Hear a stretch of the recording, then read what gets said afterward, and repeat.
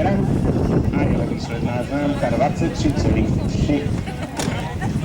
Nyní 12. dvojice zástupci Horimasu Horní Město, Floyd a Anna Kopecká.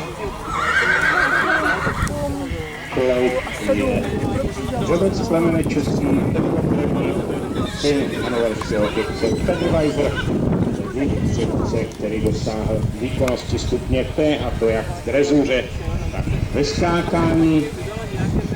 Tuto výkonnost absolvoval v Německu, později byl zakoupen vysokou školou veterinární